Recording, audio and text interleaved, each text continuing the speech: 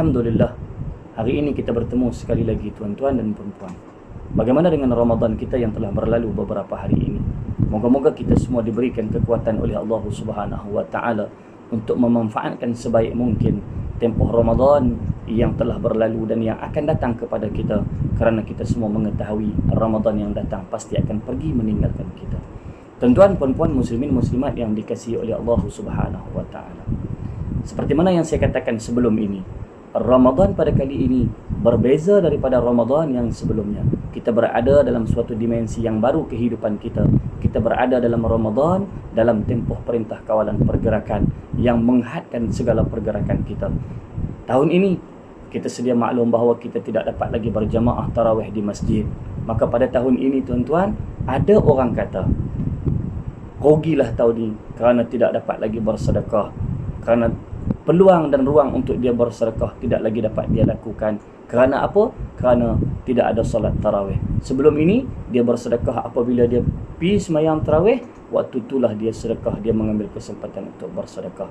Jadi tuan-tuan, marilah kita menyedari bahawa suasana kehidupan hari ini yang telah berubah. Sedekah itu bukan semata-mata dengan memasukkan duit dalam tabungan masjid, dengan semata-mata kita hadir ke masjid, tetapi sedekah itu boleh dilakukan dengan pelbagai cara.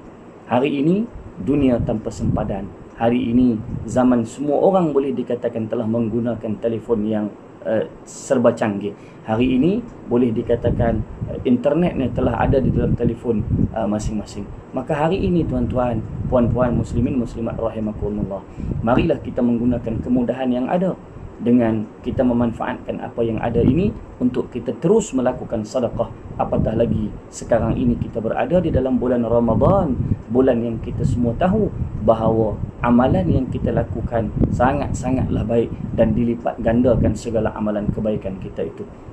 Maka marilah di dalam Ramadan pada kali ini kita teruskan amalan kita bersedekah seperti mana tahun-tahun sebelumnya. Kali ini kita tidak dapat sedekah di masjid, tetapi barangkali kita boleh terus untuk bersedekah dengan cara kita berada di rumah menggunakan online ataupun atas talian. Ataupun pada hari ini ada juga sedekah yang hanya menggunakan mengimbas bakwat sahaja telah boleh untuk melakukan sedekah.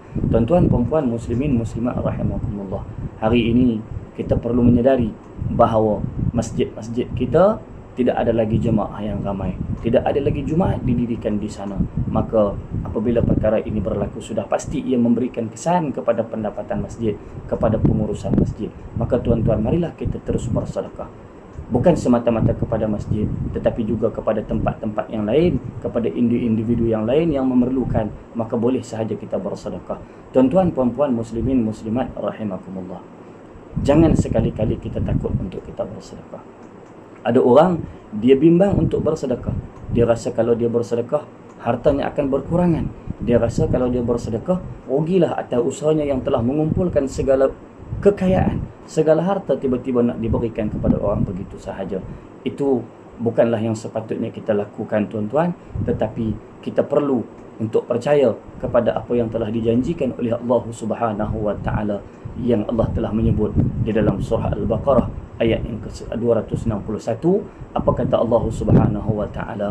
Masalul ladzina yunfiquna amwalahum fi sabilillah kamathali habbatin anbatat sab'a sanabila fi kulli sumbulatin mi'atu habbah wallahu yudha'ifu liman yasha' wallahu wasi'un 'alim. Yang bermaksud, bandingan derma orang-orang yang membelanjakan hartanya pada jalan Allah ialah sama seperti sebiji benih yang tumbuh menerbitkan 7 tangkai.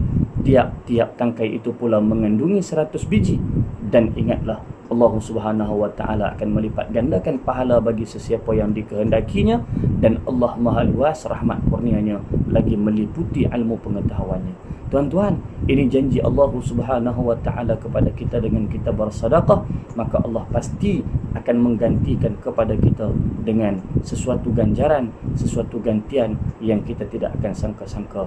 Maka saya menyeru, saya mengajak diri saya sendiri dan juga kita semua muslimin muslimat yang mendengar, marilah sama-sama kita mengambil ruang dan kesempatan dalam Ramadan pada kali ini untuk kita terus menginfakkan harta kita kepada jalan Allah Subhanahu wa taala. Moga-moga ia menjadi salah satu amalan yang Allah akan pandang dan Allah akan lihat dan Allah akan terima segala amal kebaikan kita dalam bulan Ramadan ini. Jadi sekadar itu dulu untuk kali ini tuan-tuan, puan-puan muslimin, muslimat yang dirahmati Allah. Kita bertemu lagi pada kali yang akan datang insya-Allah. Assalamualaikum warahmatullahi wabarakatuh.